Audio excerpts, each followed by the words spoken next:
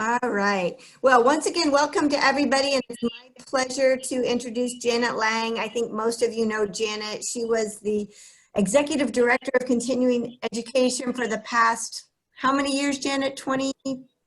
Well, I was at Bradley for 30 years. So most of those in that position, but not all of them.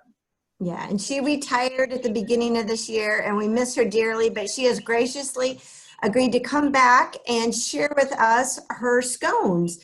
And Tommy asked a question earlier, are these the scones we have at classes? The scones we have at classes are Bradley scones, but Janet's scones made a debut at our gala last year, and they were wildly popular. So she has agreed to show us what she does in her kitchen, her magic on these scones. So as of right now, I'm going to turn it over to Janet. I'm going to do what's called spotlight her video, so she should become bigger on your computer screen. And then I'm also going to start getting rid of your cameras. So again, if you have any questions, call 258-4142 or put your question in the chat. All right, thank you.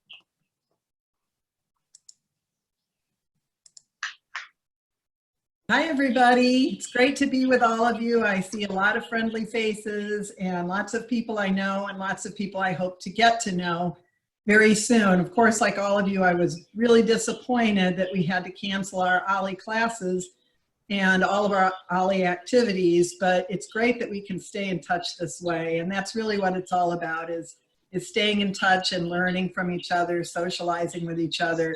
So this is just... Hang on, Janet. Wait. I gotta unmute you.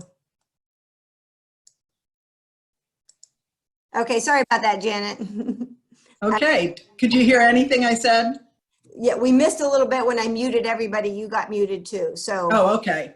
Sorry. Well, that's okay. I'll start over and just say hello, and it's great to be with all of you, and that Jeff and I, my husband and I, were really sad that OLLI classes and OLLI activities were canceled.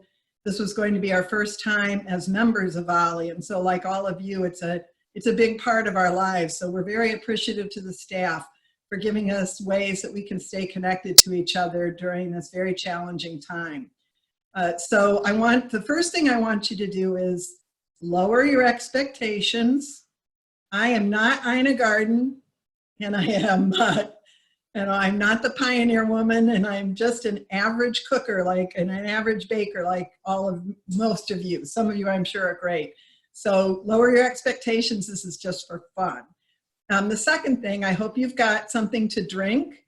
And my staff knows me really well after so many years together, and they know that what I really like is a mimosa in the morning. But given that I'm doing this for the first time, I'm sticking with coffee. So I hope you guys have something to drink and something to enjoy as we do this. That you should have the recipe. It was sent to you, and it will be sent to you again. I'm sorry, it was sent to you again today as a PDF. And you can always just email me if you have any questions, or call me. My email address is Lange, L-A-N-G-E @bradley.edu. So I'm still using that email address. Don't hesitate to reach out to me. So I'm going to be moving, I'm using a laptop. I'm going to be moving this around a little at different times to show what all I'm doing. And so let's just get started. First of all, I've got my oven preheated to 400 degrees, and I have moved one of my racks to the lower third of the oven. And the time that we will bake for me is 15 minutes. As you know, everybody's oven is different. So it may take you a little less time or a little bit more time, but 15 minutes seems to be perfect for me. And I'll show you what they look like when they come out as well. So I've got my ingredients lined up here. Very, very pioneer woman-like, right? I mean, looks like the Food Network here. That's what we're going for, at least. So you need a big bowl. These are my husband's grandmother's Pyrex bowls, so they're very special to me. We're going to combine our dry ingredients, and I have a little cheat sheet so I can remember how much we've got of everything. So we're going to put in 2 cups of flour, 3/4 cups of sugar. This recipe is also, it's really adaptable. So if you want more sugar, you could go up to a cup of sugar. If you like less sugar, you could do a 1/2 cup of sugar. We found that 3/4 of a cup, that's what I used in the gala scones. 3/4 of a cup is about right for us. These are not super sweet. They don't have any frosting on them. So you do need some sugar. So now we're going to put in, let's see, 1/2 teaspoon of salt. I'm using kosher salt, but you could use table salt. A teaspoon of baking powder. And I'm going to make sure I get all of that out because that's what's going to help it rise. And we also have a 1/4 teaspoon baking soda. So it does take both baking powder and baking soda. Another nice thing about this recipe is that, almost all of the ingredients you will have in your cupboards at home. So you really can make these up in about 15 minutes and then about 15 minutes to bake. So it's a nice recipe for something where you're trying to put something together, on a weekend for company or for family, and you don't want to spend a ton of time, and they come together. So we've got all of our dry ingredients in there now, and I'm just going to stir those together.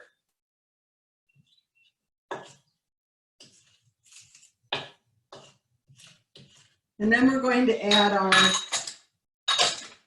get this out of the way. We're going to add our wet ingredients, but before we do, we're going to put in our dried fruit. Now you have lots of options on dried fruit. The ones that we served at the gala, some of them had dried cranberries, some of them had raisins.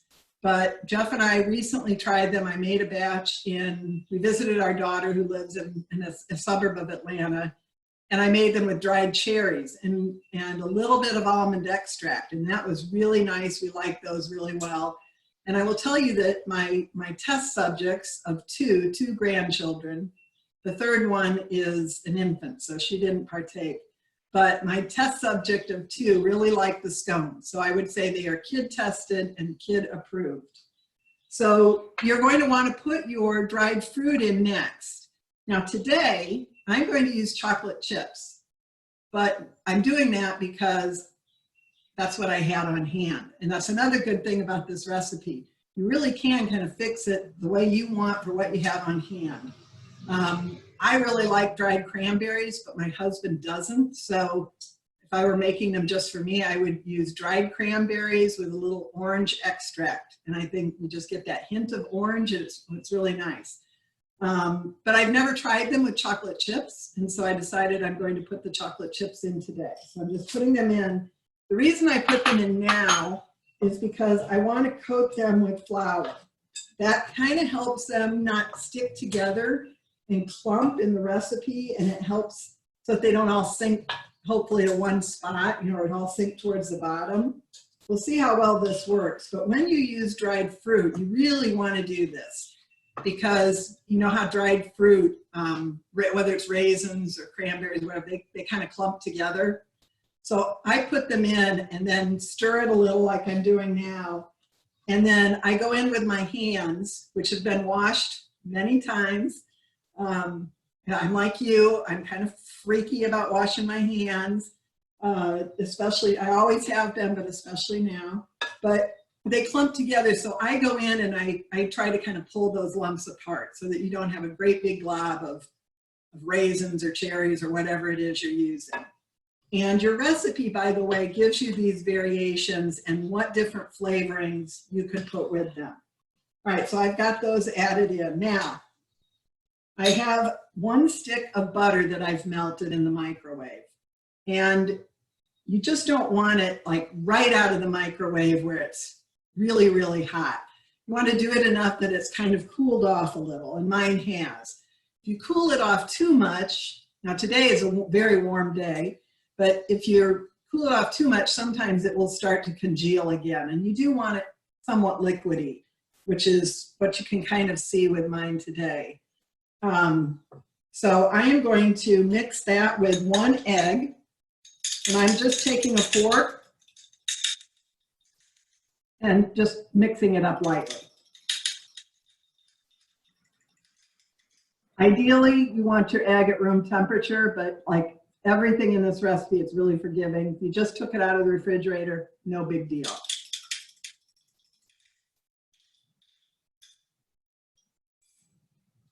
I'm going to put that in with my melted butter. Just stir it up a little. Then over here, I have half a cup of sour cream. This is just regular sour cream. This is not light sour cream. I've never used it with light sour cream, so I'm not sure how well it would do. So I'm going to very gently kind of combine those. Probably wouldn't have hurt to have a bigger bowl here.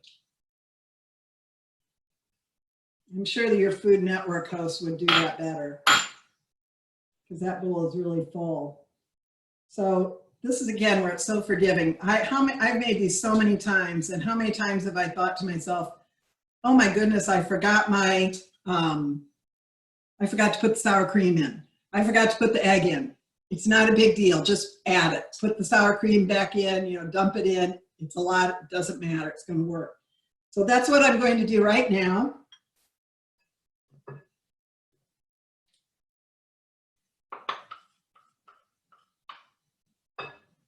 I think Catherine was motioning me to speak a little louder. No? Can you hear me okay? All right, good. Okay, so here's what my bowl looks like. And what I read is that one of the tricks to scones is that you don't want to overmix it. So I am going to stir this together just enough to incorporate as much as possible of the flour. It's going to be probably sticky, but I'll start, it's coming together. I'm going to show it to you in just a sec. See, what I need is one of those fancy overhead cameras so it could, be showing down, and that's what I need. But that, that's not on the list right now. That's not high priority on our wish list. Well, you might also be wondering, why are you doing this by hand? Why wouldn't you just do it with a mixer? And I have tried it with a mixer, and I think it's a kind of a pain, somewhat because you have the dried fruit, or in this case, chocolate chips. But by the time you scrape everything off your beaters, it just takes more time, and it's just not a big deal to use a spoon. It doesn't require a lot of, it doesn't require a lot of muscle power. So here's what my bowl looks like. Hope you can see that. I'm going to take a glob out, get it maybe. So it's pretty wet. It's going to be a little sticky. And I'm going to move my camera a little so that you can see. I've put out a piece of parchment paper. If you want to, you could also just do this right on your countertop. So I'm just going to scrape this out onto my parchment paper.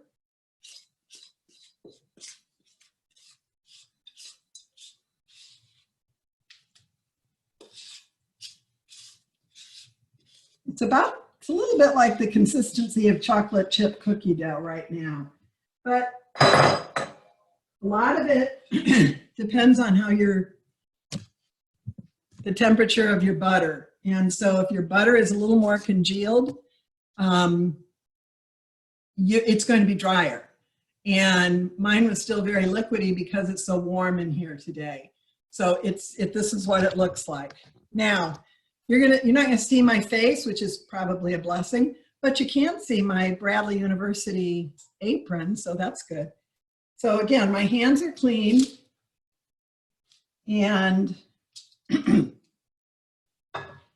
what we're going to do is divide this in two. So I'm going to pat it together roughly into an equal shape. Don't get too worried about this. If it's sticking too much, feel free to put some flour down on your parchment paper.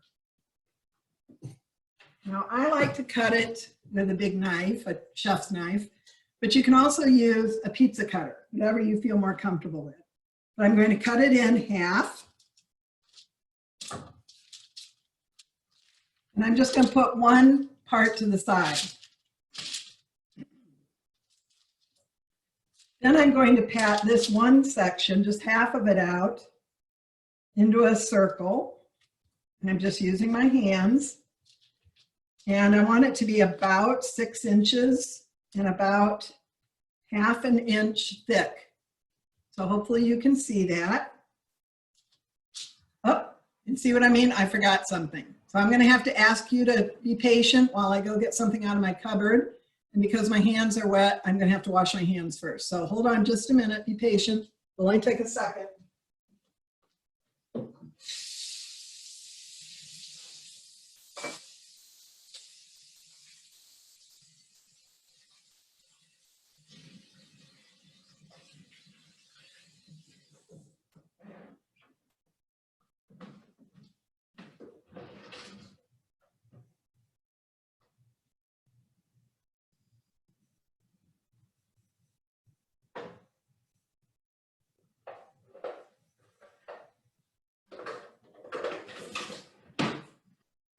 Okay.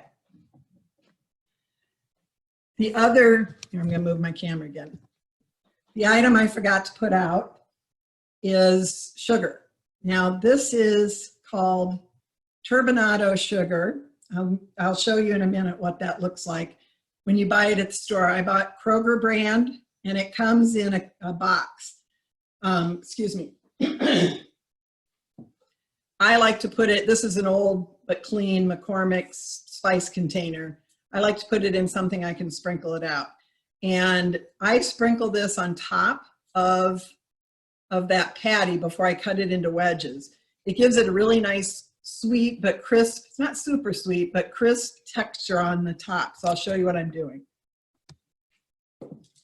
This is another one. If you forget to do it, no big deal. If you don't have sugar, no big deal. If you use regular sugar, I'm not sure how that would work, truthfully. I think it'd be fine. It probably wouldn't give it that little bit of a kind of a crunchiness. So now what I'm going to do is cut this into 8 pieces. Now you might be wondering, why do you have to do it that way? And the answer is you probably don't, but this just works for me. And so this is the way I've been doing it. But see how you could very much use a pizza cutter on this. So now, if you're nervous about touching all this with your hands, I have a fancy silver pie server, but I'm not, so I'm going to use my hands. And I'm going to move the camera again. I'm putting them on a pie sheet lined with parchment paper. So you'll be able to fit 16 of these on a baking sheet. I turn them every other way so that they fit a little bit better. I'm sorry, I'm just talking too much or something, but you want them, you know, you can always move them around a little bit, but you don't want them too close to each other or they will, you know, they'll expand and they'll stick together. But again, if they do, it's no big deal. You just like a cookie, you just break them in 2 and it's fine. Now, I'm going to move the camera back just a little bit. So here's my other piece that I separated. I'm just going to roll it in, you know, I'm rolling it around into some of that sugar that came off. And here's one more tip. If you forgot to put the sugar on this wedge, sprinkle it on top of the ones you already cut into pie piece shapes, and just put it on your baking sheet. If you do it later, it's not a big deal. You might even be able to get it done after you take it out of the oven. I don't think I've ever tried that. So, again, I've got sticky hands, not the most ideal. I'm trying not to touch it too much. So I'm going to sprinkle my sugar on top. And that's all the sugar I have left. I'm going to cut that into 8 pieces again. This one I think is a little bit bigger. I didn't get them exactly divided in half, and that is just fine. It's not a big deal at all. Those look great, Janet. Thank you. So we're going to, let me put that back down here. I am so sorry about that. Coughing. I am healthy, don't worry, it's just, morning type stuff.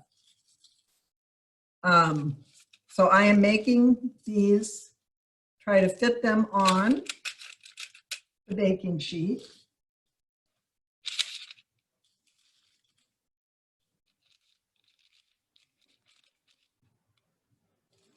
I'm sure you could use foil too.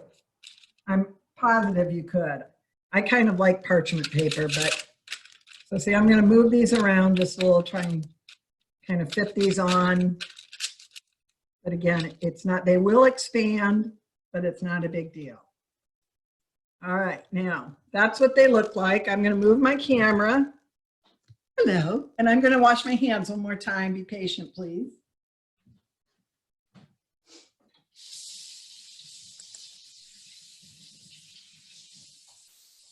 So Janet, it looks like one recipe makes about 16. Is that correct? What was that? It looks like the one recipe makes about 16. Is that correct? That's correct. It makes 16. Okay. It's just hard to, so I'm going to show you, I'm going to lift this up, and this is what your tray will look like approximately. So hopefully you can all see that. Now I'm going to put this in the oven. Remember, we have the racket about the lower third. So I don't know if you'll be able to see. Hold on a minute. Now I'm going to put these in and move the camera so you can see.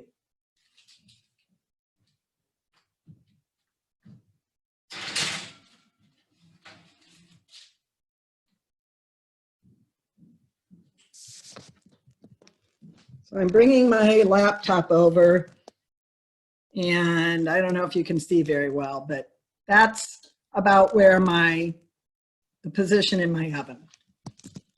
All right, now we're going to put that in for 15 minutes.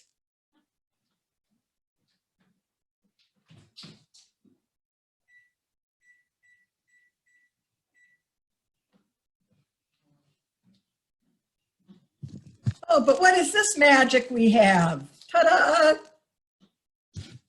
They're done. This is actually a batch that I already baked, but we didn't want you to sit around and wait 15 minutes.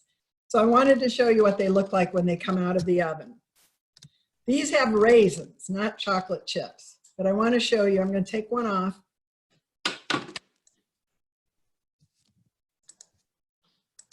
This is what they look like on top. There's a big raisin. This is what they look like on the bottom. So they're nicely, there's a little bit of extra there. They're nicely browned on the bottom. They are very lightly browned on the top. And you won't be able to see this, but I can just see a little bit of that sugar. And they are delicious. Bon appetit. Thanks, everybody. Okay, great, Janet. So now we're going to open it up. I'm asking you all to go ahead and start your videos back so we can kind of see each other. We're going to open it up to some questions and comments.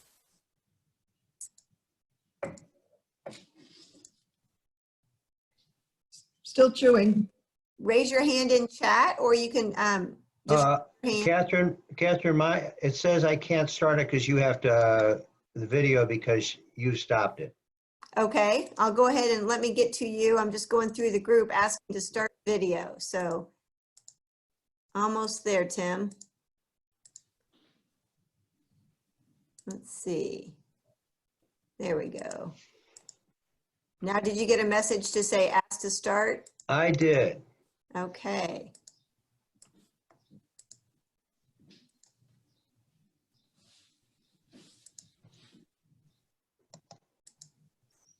Anyone have any questions or comments for Janet? I have a comment. Can you hear me? Yes. Yes. Okay.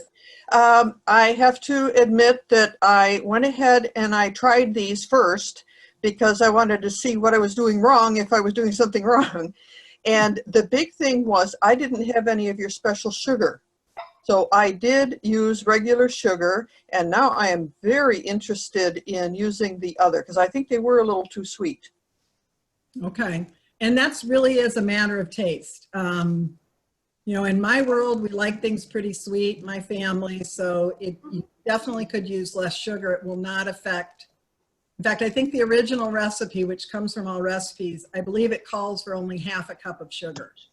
But the first time I made them, our family thought they were not sweet enough, so we added that. And go ahead and keep asking questions. I'm going to get that box of sugar out so I can show you what it looks like. I think I've still got it. Have you ever doubled this recipe when you made it, or do you always just make a single recipe? Hold on just a sec. Trying to get to that.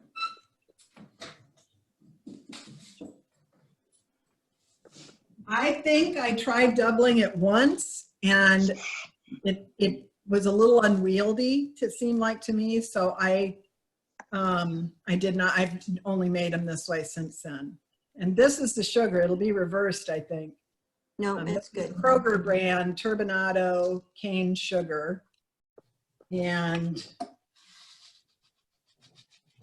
there's very little left. I'm gonna, it looks like, I can't show you very well. Here, maybe. I don't know if you can, it's just bigger grains of and it's a light brown color. And there's also, and I'm not sure I'm pronouncing this right, Demerara sugar. They didn't have that at my grocery store, so I bought this, and I think it works fine. Have you ever Go ahead. have you ever used like frozen blueberries or anything like that with it, or do you always use the dried fruit? I've only used dried fruit. I've never tried frozen. I don't know. I think it would be fine. About how much addition blueberries or chocolate chips did you put in? It calls for half a cup of dried fruit Half a cup. or chocolate chips. I think I put more than that in because I kind of just dumped in what I had left. I didn't really measure it out. And again, our family likes things a little sweeter, so I thought more chocolate chips is better than less chocolate chips. Amen. But it calls for half a cup. Okay. Well, I'd just like to say that I loved your demonstration, and I have those bowls. I do too. Were my mother's, so. I have them too. They're pretty ubiquitous from that time era, but they're really great bowls, so I love them. Yeah, I like it. You said something about you used sometimes some flavoring in it. Did you use like lemon zest or orange zest, or did you add like the liquid? I've only used the liquid, and I've used both almond extract and orange extract. And the recipe gives you some suggestions about flavorings that go well together, but of course you can use whatever you want. One that I haven't made is lemon extract with blueberries, dried blueberries. That sounds really good too. I think it would be great with zest in it. I love It would be. zest and things, Yeah. but I've just not tried it yet. I have a question. Yes.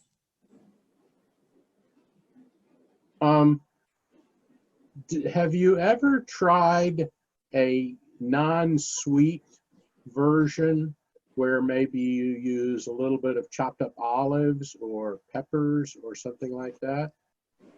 I haven't, but you know what? I think that would be awesome. Honestly, I think some savory scones would be really delicious. And this recipe is so adaptable. You could put some I don't personally like rosemary. I usually switch and use thyme instead, but some fresh herbs like that would be great. And then like you said, so I love olives. I think that's a great idea. Sounds like experimental time coming. Right. I haven't done that, but I I think they would be fine. Yeah. Suppose one thing you would do at that point is cut the sugar back a bit. Any Yes. suggestion on how much or? Well, like I said, I think the original recipe called for 1/4 to 1/2 cup, depending on how sweet you like it. So I think I would put at least 1/4 cup of sugar in. And again, it's so much a matter of personal preference because my family does not think of these as super sweet. And it seems to me like a lot of the sweetness comes from the fruit. You know, if you bite into one that has a nice chunk of dried fruit in it, you've got that, you know, burst of sweetness from like a dried cranberry or a dried raisin or a cherry or anything. It doesn't seem to me like the dough itself is all that sweet, but it's, you know, like Mary Jane said, she thought they were too sweet. So it really is just a matter of your own preference. Sounds like an Ollie class on the chemistry of scones would be. There you go. I think we've probably got some people who could do that. I have a question, Janet. So I don't know if this is a baking thing or not, but like when you said the egg should be room temperature, are we supposed to do that for cookies and different things, or is that just unique to scones? No, that's in general. In most baking, your ingredients should be at room temperature. Oh, okay. Yeah. And some recipes, it matters more than others. What you don't want to have happen in this recipe that, you know, ideally, again, it's so forgiving, but when you have cold sour cream and a cold egg mixed with that warm butter, the butter will start to congeal really quickly. And then when you pour it into your dry ingredients, it's not maybe as wet as what you wanted. And so you may feel like you have too much flour. But as I said, it's really forgiving because I've made it in lots of different ways and it really turns out about the same. So don't worry about it. And I don't know what that exact chemistry is, but that's what it's about, keeping those things from either cooking themselves. Sometimes, you know, if you put an egg into a hot mixture, it will literally cook the egg a little and you don't want that. So that's really what that's about, is having those room temperature ingredients. Okay, good. Thank you. You know, there's some good bakers. Tim Bailey's a really good baker and he might be able to give some feedback on these things too. I'm sure the rest of you are too. I just know Tim is a really good baker. Just helps to bring everything to the same temperature. You're not mixing with multiple temperatures in there. And so it helps in the baking of being more consistent without having to warm one up while the others are being. And on the sugar, some of the sanding sugars for, like you get for Christmas and stuff, so you can decorate them with some colored sugar also as an option, which is similar to the tornado sugar. Okay. Yeah. Good point. And you can put different colors on if you want. They come in lots of different colors. All right. And I had another question too, Janet. I noticed when you were cutting your scones, to me, I was worried, like I could just see me having that there and it's too sticky. Does it ever get too sticky? And can you add a little bit of flour to that, or? If you feel like your dough is really sticky, like sticky to the point that you can't work with it, you notice that mine was sticky enough that I had it on my hands. I wanted to go wash my hands a couple times. If it's so sticky that you feel like you just can't shape it, then put a little bit, and you can always add more, but you can't take it away. So sprinkle a little bit of flour on your parchment paper, and you can have it ready to go in case you need it. Otherwise your hands will be sticky, you'll have to wash them. But sprinkle a little bit of flour on your surface and just roll your patty, your round ball, roll it around into some of that and begin to incorporate some more flour until it feels like you can shape it. Okay. And I hope you could, I know this isn't the best quality video that you could have, but hopefully you could see that mine was sticky. but I could cut it. And the shapes, they weren't just like completely drooping and that's about what they should be like. Okay. Great. And the other thing I've done is take two sheets of parchment paper and put the one on top and then use that to pat down with. That way your hands aren't stuck in there. That's a great idea. Keeps your hands clean. Janet, have you ever tried using cold butter cut into small cubes instead of melting the butter?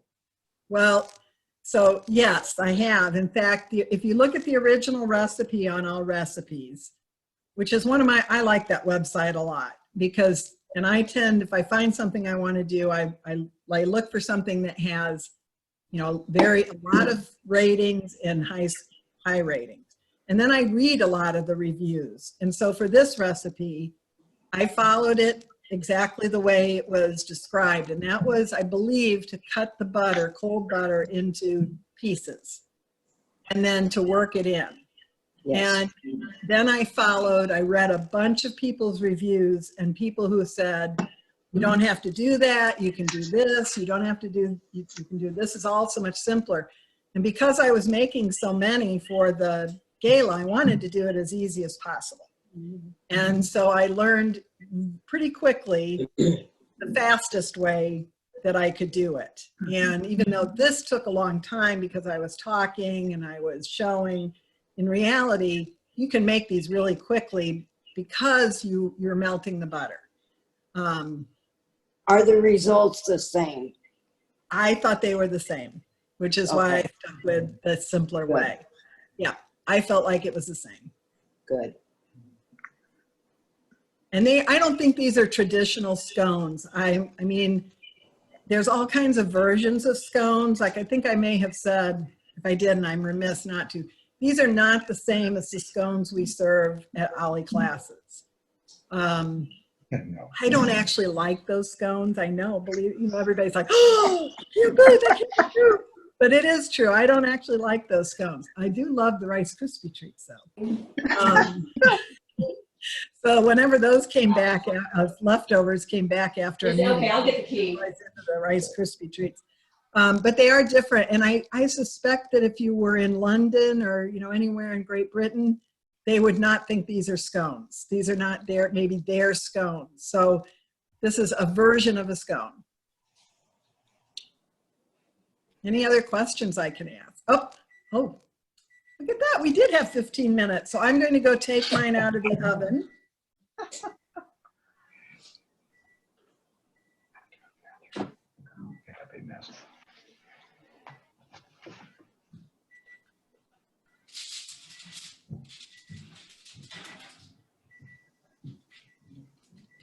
All right, so here's what mine with the chocolate chips look like fresh out of the oven. Ooh, yummy. Beautiful. So I don't know how well you can see them. They are lightly browned on top.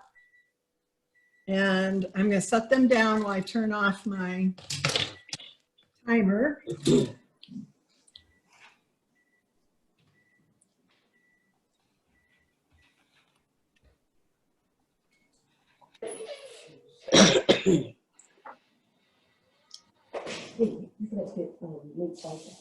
So, Yeah, so he's here now. these would need to cool off before I could show. I kind of hate to lift them up and show them to you, but maybe I can. Let me give you a view like this. So this, I've just angled the camera down so that you can see them. And you can see some of them have run together a little bit. I'm going to take this one and turn it over. You can see how nicely browned it is on the bottom, but they're much lighter on the top. So those are the chocolate chip ones that I just made. And I'll report back after they cool off and let you know what I think of chocolate chip. Any other questions? If not, I think we can say goodbye. Thank What you. I'd like to try, Janet. A couple of quick questions. Oh, sure. I'm happy to answer more. I just don't want to take too much of your time. Not a problem. One question is, has Food Channel called? Because you did a real good job. And the other question is, Amen. what are the images on your coffee mug? Oh, you are a sweetheart for two reasons. One, to compliment me. I appreciate that because as the staff knows, I was actually kind of nervous about this. And the other thing is, these are my beautiful grandchildren.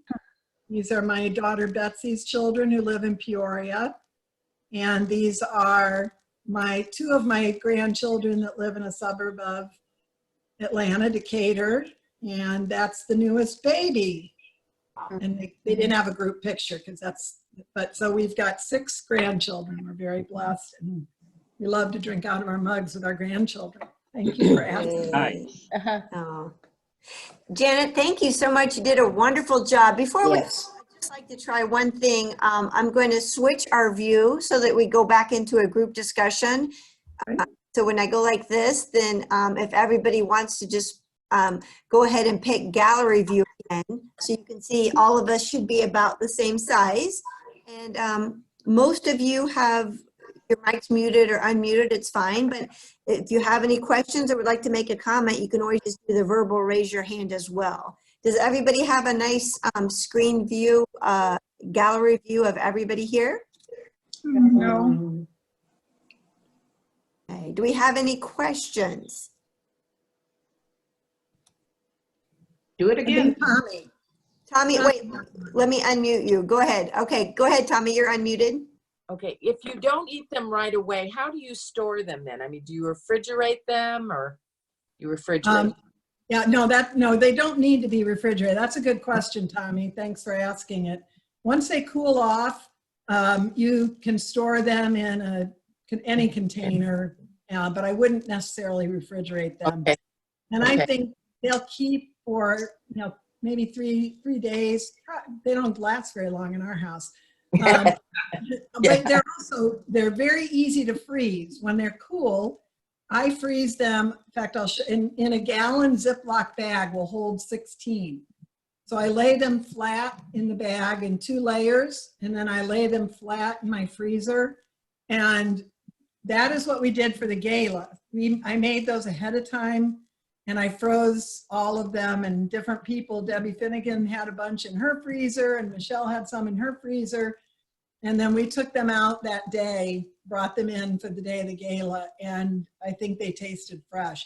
They're also, if you feel like they're getting a little stale, just zap them in the microwave for 15, 20 seconds. Okay. Okay, thank you. Sure. Anyone else? Thanks for arranging. Thank you. Very interesting. Yes. I enjoyed it. Yes. Great. Yes. Thanks, everybody. Thank you. All Very right. good, Janet.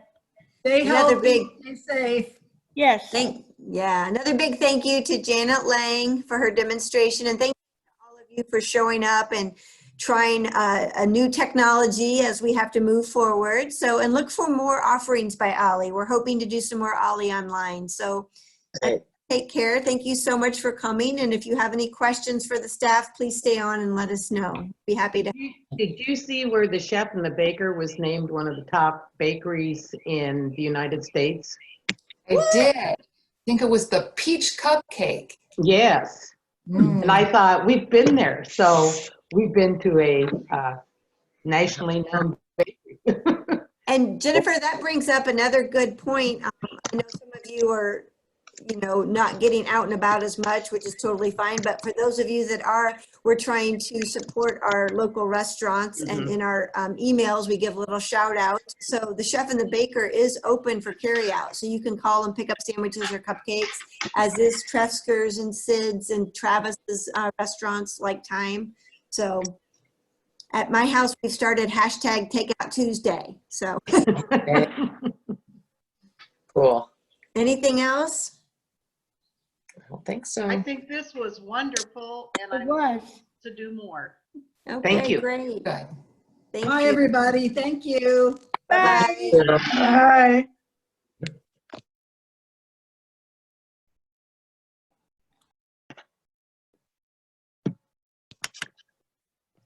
Bye.